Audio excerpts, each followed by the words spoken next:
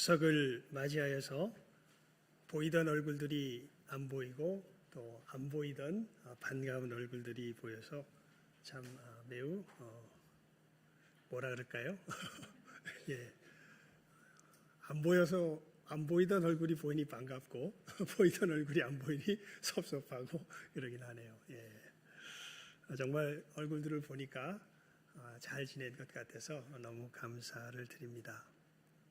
여러분, 우리가 이렇게 추석 특히 명절을 맞이하면 본가로 또 한마디로 말하면 고향으로 우리가 향하여 오는 것을 보게 되고, 고향이라고 이야기하면 왠지 우리 마음 가운데 아련한 어떤 그 아련함이 우리들 속에 있고 그리움과 푸근함과 평안함이 사실은 우리들에게 있는 것을 보게 됩니다.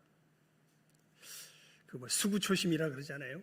여우도 죽을 때가 되면 자기 태어난 곳을 향한다 이렇게 얘기를 하는데, 여러분, 우리가 고향을 찾는 것이 왜 그럴까요? 예.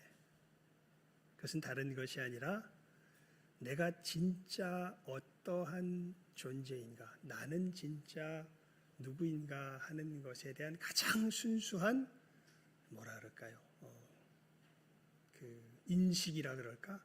바라봄이 아마 우리가 고향을 향하여 갖는 우리들의 마음 속에서 나타나게 되는 것 같습니다. 그런데 실제로 그렇게 고향에 대한 꿈을 가지고 뭐 식구를 찾아가든지 고향을 찾아가면 늘 고향을 찾아갈 때의 발걸음은 뭔가 푸근함과 기대가 있는데, 막상 고향에 도착해서 보면 뭔가 현실 속에서 그 기대는 어느 틈엔가 부서져 내려앉고 에이 이런 실망감이 또 드는 것을 또 피할 수가 없는데, 또 그렇게 다시 세월이 지나서 추석이 되면 또 뭐가 그리워져요? 또 고향이 그리워지죠. 참 이게 우리들 인간 마음속에 있는 어찌할 수 없는 정말 본향을 찾는 우리들의 모습을 여전히 여실하게 분명하게 잘 보여주는 것을 볼 수 있습니다. 여러분, 진짜 고향이 있기 때문에 그렇고요. 우리가 그 진짜 고향을 못 찾아서 사실은 그러한 마음 속에서 늘 우리의 마음에 아련함이 남아있는 것입니다. 진짜 고향. 정말 성경이 그 점에서 정말 이 세상 그 무엇과도 바꿀 수 없는 보물이 되죠. 진짜 고향이 무엇인가 우리들에게 가르쳐주고 있고, 우리가 오늘 읽었던 이 말씀이 사실은 우리의 진짜 고향에 대해서 아마 제가 읽은 성경 중에서 가장 명확하게 표현해주고 있는 것이 오늘의 말씀이기에, 우리 추석을 맞이해서 그러니까 추석 때는 늘 그 생각이 들어요. 우리 어떻게 보면 우리 한국 교회의 하나됨이 이 추석을 통하여서 증명되는구나. 제 각자 지역 교회에서 함께 예수님을 믿으며 섬기다가 추석 때가 되면 어떻게 돼요?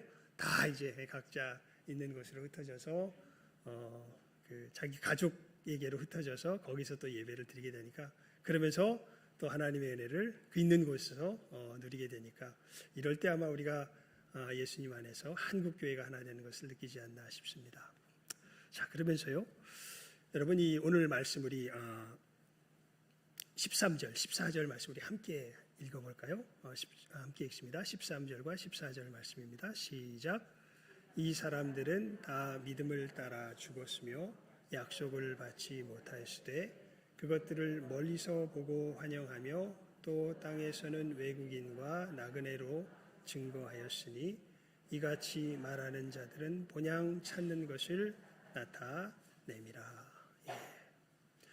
여기서 이 사람들은 구체적으로 누구를 말하냐면 11장을 우리가 처음부터 읽어보게 되면 가인, 에녹, 그 다음에 노아, 그 다음에 아브라함, 그 다음에 사라, 이 사람들에 대한 이야기를 11장 1절부터 시작해서 12절까지 쭉 이야기를 합니다. 히브리서에서. 그리고 나서 이제 13절에서 이 사람들은 다 믿음을 따라 죽었으며 약속을 받지 못하였으되 그것들을 멀리서 보고 환영하며 또 땅에서는 외국인과 나그네로라 증거하였으니 이같이 말하는 자들은 본향 찾는 것을 나타내미라.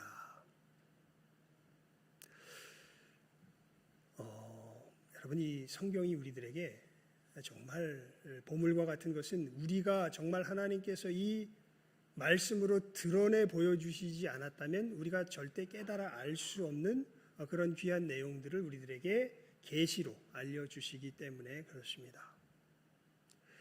성경은 우리들에게 여러분 이 사람은 전부가 다 죄인입니다. 죄인인 것은 뭐 누구에게나 변함이 없이 적용이 돼요.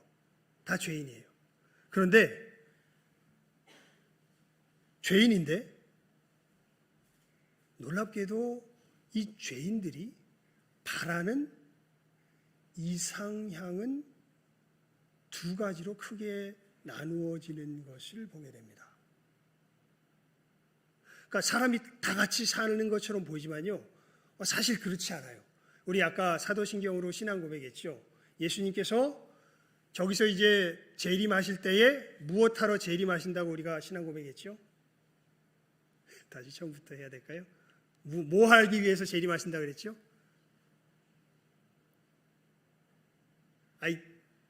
무엇과 무엇을 심판하러 오시리라 했잖아요. 무엇과 무엇을? 산자와 죽은 자를. 산자와 죽은 자. 그러니까 성경은 분명히 이야기해요. 우리의 믿음 안에 이 성경을 우리가 믿을 때에 우리는 분명히 믿음으로 압니다. 이 세상에는 어떤 자와 어떤 자가 있어요. 산자가 있고 어떤 자가 있어요. 죽은 자가 있어요. 그래서 예수님께서 재림하실 때 누구와 누구를 심판하러 오신다고요? 산자와 죽은 자를 심판하러 오신다고요. 우리가 신앙 고백하는 거 아니에요. 아까 우리 예수 예배 드리는 과정 속에서 이 하나님 앞에 우리의 신앙을 고백하면서 저리로서 산자와 죽은 자를 뭐하러 오시리라? 심판하러 오시리라. 그러니까 여러분, 이 세상은 다 같은 사람인 것처럼 보이고 다 같은 죄인인 것처럼 보이지만 분명히 우리 신앙 고백 속에서 성경이 이야기합니다. 이 세상에는 어떤 자가 있고 어떤 자가 있어요? 산자가 있고 어떤 자가 있어요? 죽은 자가 있어요. 그리고 주님은 그 산자와 죽은 자를 심판하십니다. 자, 어떤 자가 산자고 어떤 자가 죽은 자일까요? 거기에 대해서 여러분 아까도 말씀드렸지만 성경이 우리들에게 이야기하는 것은 우리는 산자건 죽은 자건 아담의 범죄함 가운데 우리는 모두가 다 죄인이라는 점에서는 하등 다른 점이 없습니다. 그런데 그 모두가 다 죄인이었는데 놀랍게도 그 중에 어떤 자가 있고 어떤 자가 있는 거예요. 산자가 있고 죽은 자가 있는 거예요. 이게 어떻게 나눠질까요? 가장 크게는요, 가장 근본적으로는 우리 한 사람 한 사람이 바라보는 그 자기의 본향이 무엇인지에 의해서 갈려지게 될 것입니다. 내가 바라보는 진짜 고향, 내가 바라보는 진짜 본향은 어떠한 곳인가 하는 것이죠. 여러분, 그래서 이 히브리서 제일 처음 얘기해 보면요, 제일 처음으로 누구에 대한 이야기가 나오냐면 아벨에 대한 이야기가 나옵니다. 가인과 아벨이 나누어지죠. 그 아벨에 대한 무슨 이야기가 나오냐면 가인보다 더 나은 제사를 하나님께 드렸다라는 표현을 통해서 이 아벨이 더 나은 본향을 바라본 것을 이야기하고 있고, 그 점에 있어서 결국 가인의 모습을 통하여서는 가인은 하나님께서 계속 기회를 주시지만 이 사람은 더 나은 본향을 바라보는 것이 아니라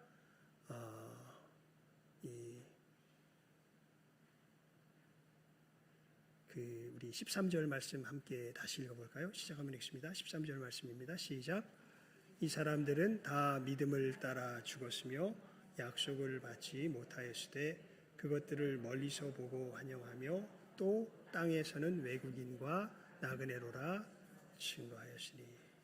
그러니까 이 더 나은 본향을 바라보는 사람들은 나온 바 본향, 즉 땅에서는 어떤 사람들처럼 지내는 사람들이냐면 외국인처럼 지내는 사람들이에요. 그러니까 여기는 내가 있을 곳이 아닌 것처럼 지내는 사람들이에요. 그런데 가인과 같은 사람들은 즉 여기 우리 히브리서 말씀에 의하면 더 나은 본향과 대비되는 본향이 나온 바 본향이에요. 이것은 땅이라는 말로도 표현되어 있습니다. 이 나온 바 본향을 그리며 살아가는 사람들은 이게 자기의 살아갈 영원한 세상으로서 그리면서 살아갑니다. 그 대표적인 사람이 누구로서 성경에 보면 창세기에 그려져 있냐면 가인으로서 그려져 있는 것을 보게 되죠.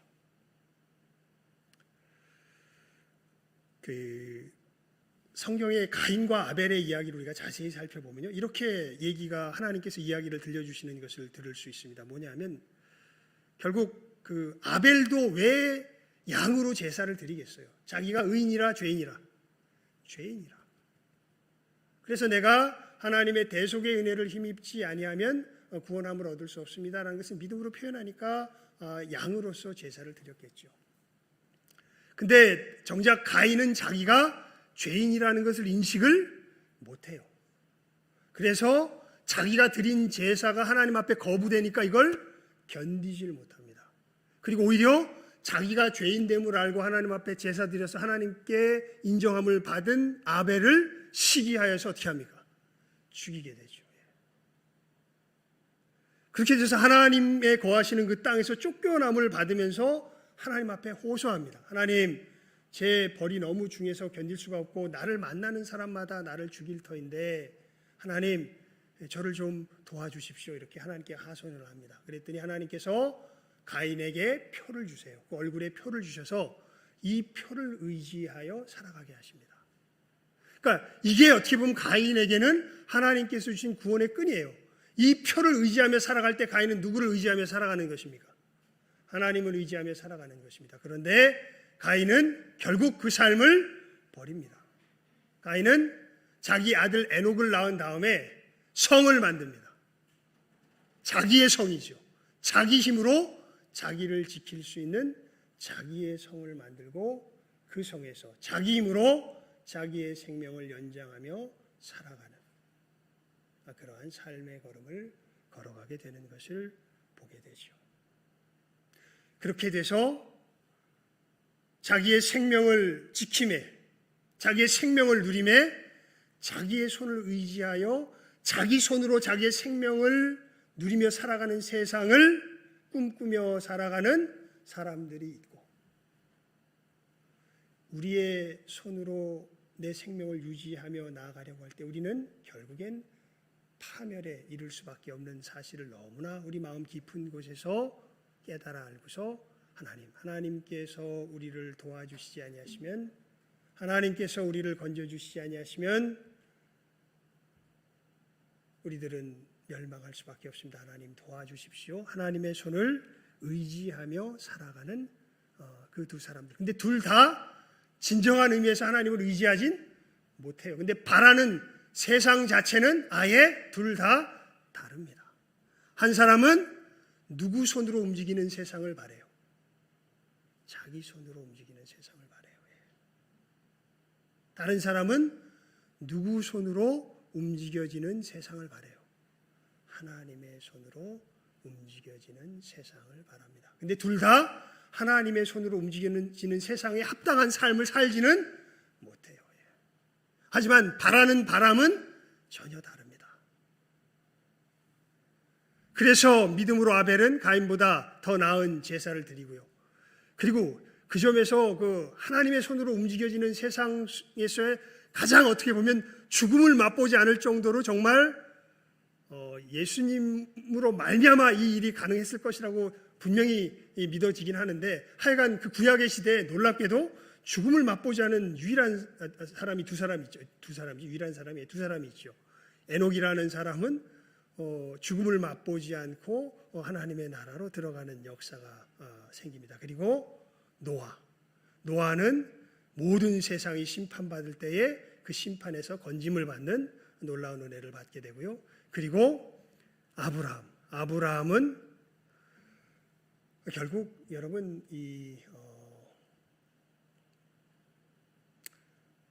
우리들이 살아가는 이 세상은요, 아담의 범죄함 가운데 결국에 이 땅은 내가 주인이 되어서 내 손으로 움직이려고 하는 사람들로 가득 찰 수밖에 없는 것이 우리가 사는 세상이 됩니다.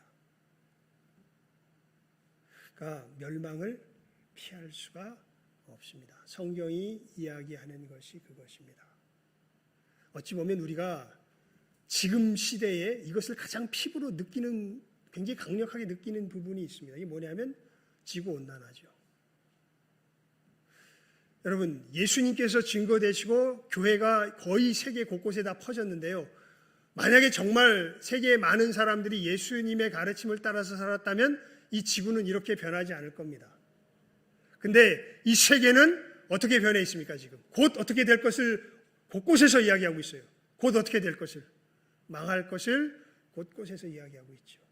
10년 후가 되면 이제 이 크리티컬 포인트를 넘어서 지구온난화가 급속도로 진행돼 가지고 이제 농사도 잘 안 되고 이제 식량 전쟁 나고 뭐 여러 가지 어마어마한 일이 벌어질 건데, 아무리 여러 나라에서 떠들고 뭐 지난해 올해 뭐 탄소 중립 국가를 뭐 선포하고 뭐 탄소를 줄이자 뭐 얘기를 해도 탄소 쓴 양을 보니까 어떻게 돼요?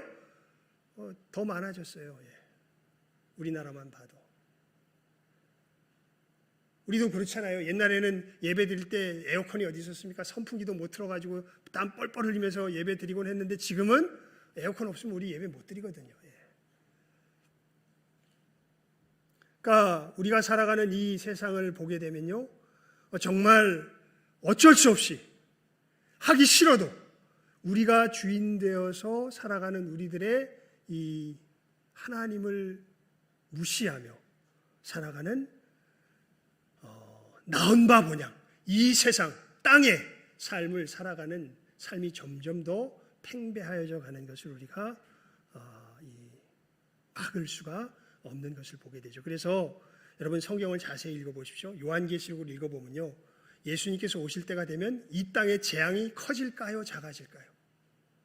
훨씬 더 커지는 것을 보게 됩니다. 왜냐하면 사람이 자기의 주인됨을 억제하지 못합니다. 그래서 여러분, 예수님 오실 날이 점점 가까워지면요, 진짜 믿음의 사람들은요, 뭘 각오해야 되냐면 핍박받는 것들을 사실은 상당 각오하며 살아가야 합니다.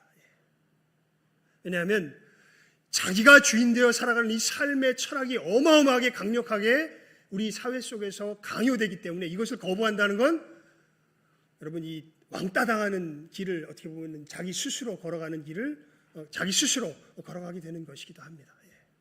지금 차별금지법이나 이런 것들이 지금 우리 사회 속에서 계속해서 주창되는 것을 보게 되죠. 그리고 예전에는 너무나 분명하게 믿어졌던 신앙의 여러 요소들, 예를 들어서 천국과 지옥, 예수님으로만 말미암는 구원의 역사, 동성애는 하나님 앞에 죄악이다, 여러 가지 우리가 분명하게 남자와 여자의 분명한 구별, 우리가 예전에는 분명하게 믿었던 여러 가지 것들이 지금 어떻게 됩니까? 사람의 과학이 발달하고 사람의 생각이 발달하면서 이게 그런 거야? 이게 저런 거야? 오히려 그것을 거부하고 부인하고, 아니, 하나님께서 말씀하셨기 때문에 나는 이렇게 믿고 살아가 라고 이야기하면 세상 사람들이 우리를 어떻게 볼까요? 저 시대에 덜 떨어진 놈들이야. 저렇게 살아가서 어떻게 세상을 살 수 있겠어? 저런 사람들은 처벌하고 벌 주는 게 마땅해. 여러분, 이러한 이 사회로 점점 사실은 한 걸음 한 걸음 나아가게 되는 것을 우리가 보게 되지요. 이 더 나은 본향과 우리의 나온 바 본향을요, 그 본질을 가장 잘 우리들에게 설명해 주고 있는 성경의 한 장면이 있습니다. 거기가 어디냐면 예수님께서 마귀에게 시험받는 장면이에요. 거기에 보면요, 우리가 살아가는 세상의 본질이 무엇인지 마귀가 유혹하는 그 유혹 속에서 너무 잘 나타나고, 정말 하나님의 백성들이 바라보는 그 본향의 참 모습이 무엇인지는 예수님의 그 대답 속에서 정말 잘 나타납니다. 첫 번째 시험이 뭡니까? 예수님께서 40일을 굶으시지요. 그리고 마귀가 40일 굶으신 예수님 앞에 나타나서 이렇게 시험합니다. 이 돌덩이가 떡덩이가 되게 해서 먹어라. 여러분, 40일 굶은 사람에게 가장 필요한 것이 무엇이겠습니까?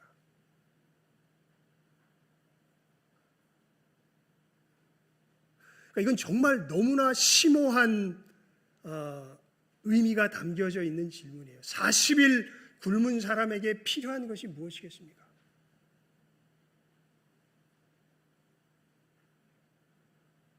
뭐겠어요? 떡 아니겠어요? 떡. 그래서 사단이 이야기해요. 돌덩이가 떡덩이가 되게 해서 먹어라. 근데 예수님 뭐라고 대답하십니까? 40일 굶으신 그분이 사람이 떡으로만 살 것이 아니요 하나님의 입으로 나오는 모든 말씀으로 살 것이니라. 여러분, 내 삶에 있어서 무엇이 진짜고 무엇이 가짜며 무엇이 선한 것이요 무엇이 악한 것임을 누가 결정하며 살아가고 있습니까? 정말 중요한 영역에 있어서요. 놀랍게도 이 나온 바 본향에서 사는 사람은 정말 중요한 영역에 들어갑니다. 이걸 절대로 아무에게도 내어주지 않습니다. 누가 철저하게 가지고 살아가요? 자기 자신이 철저하게 가지고 살아가요. 그리고 그것을 뒤에서 가장 잘 부추기고 이용하는 존재가 누구냐면 사단이죠. 네가 주인이 되어라. 네가 네 인생의 주인이 되어라. 근데 아무리 어렵고 힘들고 내 육신의 고통과 여러 가지 어려움들이 있어도 한 가지 변하지 않는 사실이 있다. 주님 말씀하시는 것이죠. 무엇이 진짜요 무엇이 가짜이며 무엇이 선한 것이요 무엇이 악한 것인지는 누구께 달리는 것이다.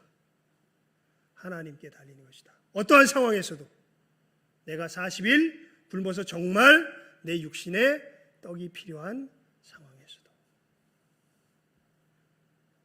네가 그렇게 하나님을 신뢰해? 그러면 하나님을 그렇게 믿어도 될지 너 한번 하나님은 시험을 해봤니? 그러면서 마귀가 두 번째 예수님을 성전 꼭대기 높은 곳으로 데리고 가죠. 거기 가서 야 뛰어내려봐. 네가 신뢰하는 하나님이 너 정말 보호하는지 보호해 주는지 확인해보고 하나님 믿어야 될 거 아니야. 성경에 보니까 하나님을 신실하게 믿는 사람들은 높은 데서 떨어질지라도 천사들을 보내가지고 그 발이 돌덩이에 닿지 않게 하나님이 보호하신다고 하니까 정말 하나님이 너 그렇게 하나님 믿는다고 하는데 하나님 너 그렇게 보호해 주는지 너 하나님 한번 시험해봐. 마귀가 그렇게 예수님께 두 번째 시험을 하죠. 예수님 뭐라 그러십니까?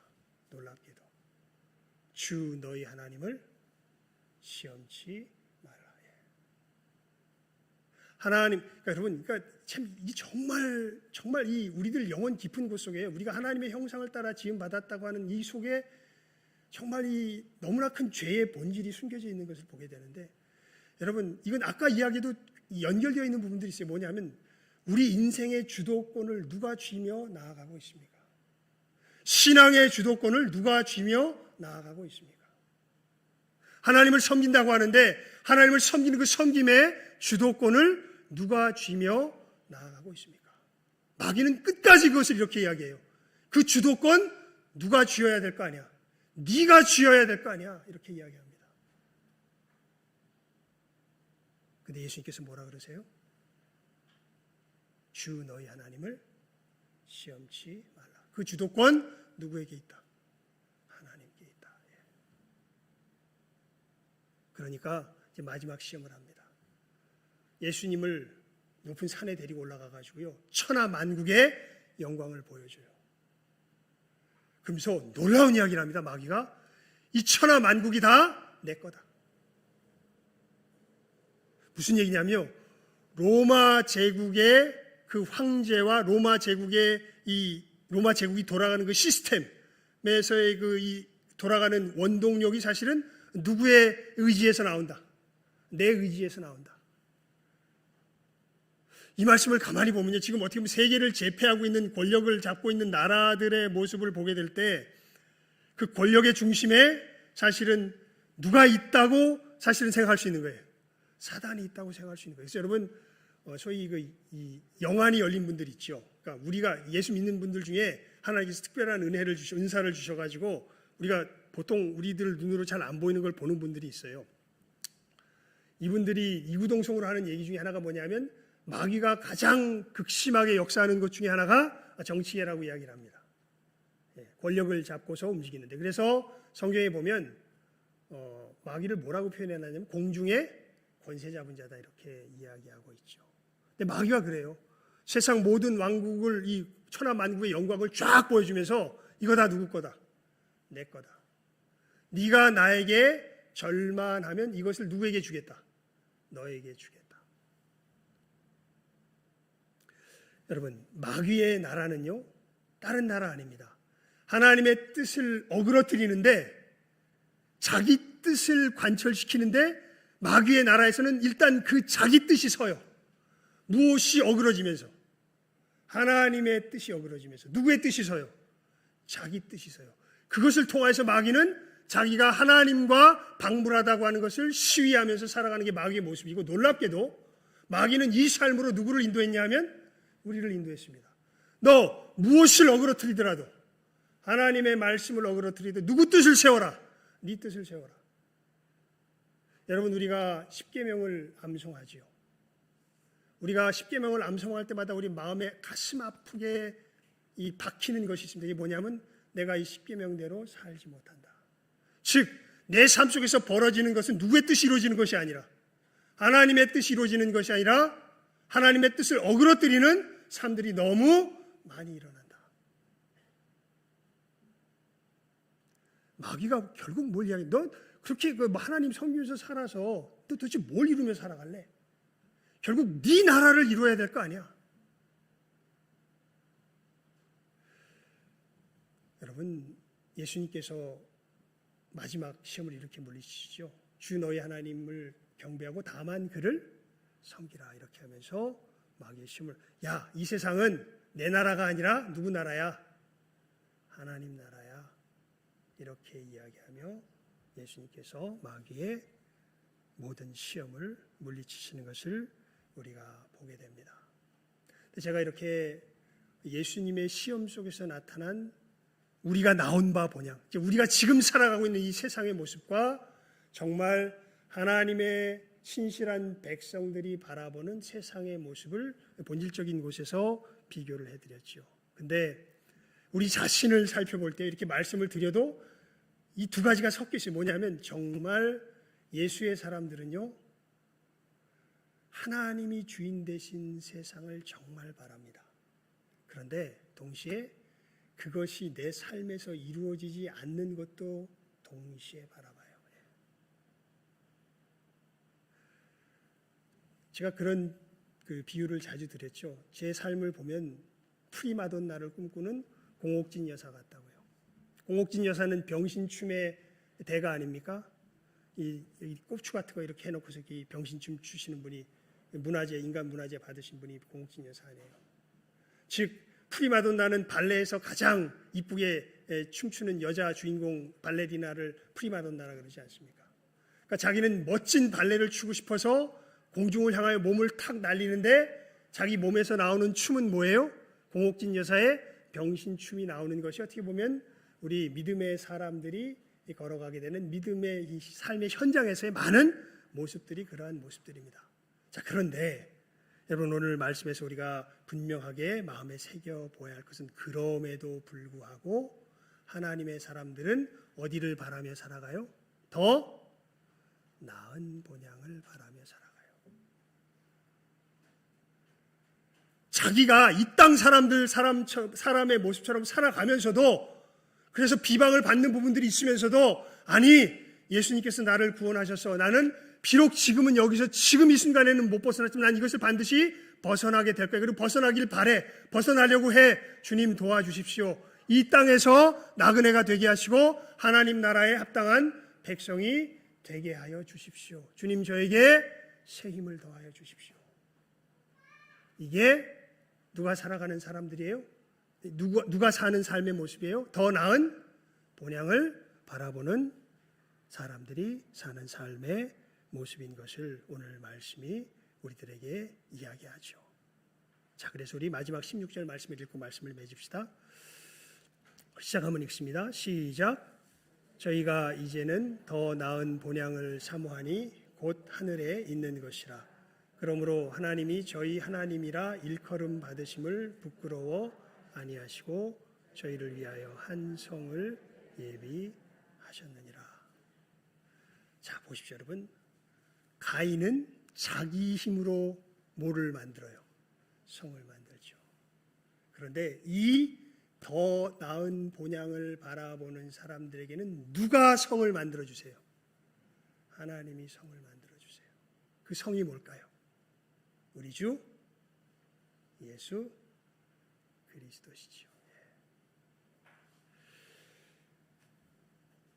우리 오늘 준비 찬송으로 부를 때 542장 불렀죠. 이렇게 시작되죠. 주여 지난밤 내 꿈에 배었으니 그 꿈 이루어 주옵소서. 여러분, 그리스도인의 꿈은 뭘까요? 여러분의 꿈은 무엇입니까? 여러분은 무엇을 바라며 여러분의 인생의 걸음을 한 걸음 한 걸음 걸어가며 살아가십니까? 이 더 나은 본향을 바라는 사람들이 갖게 되는 구체적인 꿈이 뭘까요? 나의 놀라운 꿈, 정녕 남이 끼는 장차 큰 은혜 받을 편이. 나의 놀라운 꿈 어떻게 돼요? 정녕 이루어져. 어떻게 됩니까? 주님 얼굴을 배우리라. 놀랍게도 진짜 본향을 바라보는 사람들의 꿈은 누구의 얼굴을 보는 거예요? 예수님 얼굴을 보는 거예요. 이게 무슨 뜻이냐면 예수님 얼굴은요, 눈이 좋다고 보는 게 아니에요. 장님도 볼 수 있어요. 예수님 얼굴은요, 예수님 닮은 사람이 봅니다. 그래서 여러분, 우리 믿음의 사람들, 진정한 본향을, 여러분 우리가 고향을 제대로 알아야 돼요. 우리 고향은 저기 대구 지방이 아니라, 우리 고향은 저기 광주가 아니라, 우리 고향은 어디예요? 우리 주 예수 그리스도세요. 그래서 주님의 형상을 담는 것, 하나님의 형상을 담는 그것이 바로 우리의 뭐예요? 우리 고향이에요. 그래서 하나님께서 우리가 이 고향에 거할 수 있도록 누구를 보내주셔서, 고향을, 그러니까 어떻게 보면 우리는 고향을 찾아간 것이 아니라 고향이 우리들에게 어떻게 한 거예요? 찾아오신 거예요. 찾아오셔서 우리의 고향이 되어 주신 것입니다. 여러분, 하나님께서 이렇게 정말 내 참과 거짓에 있어서, 선과 악에 있어서의 그 절대적인 주권을 하나님께 내어 맡길 수 있고, 정말 내 삶의 주도권을 하나님께 내어 맡길 수 있고, 정말 내 삶에 이루어가는 그 가치를, 하나님 나라의 가치를 진정 사랑하며 사모하며 이루어가기를 바라는 존재로 바뀌는 것, 이게 우리가 진정한 고향에 찾아가게 되는 것입니다. 이것이 누구의 역사로 말미암아? 하나님의 역사로 말미암아. 어디 안에서? 예수 그리스도 안에서 우리들에게 임하게 된 것이죠. 우리가 고향을 찾아 추석 이 고향을 찾아 우리 각 곳으로 발걸음을 옮기면서 내가 진정 돌아가야 할 고향이 무엇인지에 대해서 오늘 말씀을 잘 새기실 수 있기를 바랍니다. 우리가 진정 찾아가야 할 고향은 우리 주 예수 그리스도인 것을 분명하게 보시고, 여러분,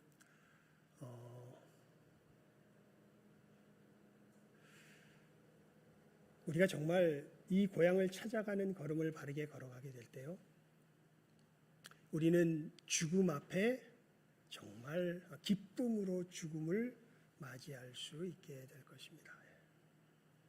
여러분들, 죽음 앞에서 두려움 가운데 죽음을 바라보십니까? 아니면 이제 내가 죽을 날이 가까웠구나 라는 것을 바라볼 때, 이제 내가 고향에 거의 다 다다랐구나 라는 설레임과 기대 가운데 우리의 죽음을 바라보십니까? 여러분, 여러분의 삶의 걸음을 걸어가는데 예수를 믿으며 살아가도요, 고난은 계속 따라옵니다.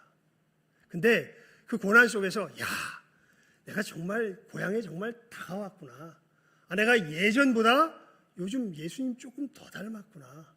그리고 여러 상황들이 생기는데 야, 여기서 예수님 쫓아가는 길이 바로 이 길이구나. 이렇게 걸어가는 거 주님께서 말씀하시는 것이구나. 아이고 이제 알겠네. 주님, 저 이 길 걸어가겠습니다. 저에게 힘 주세요.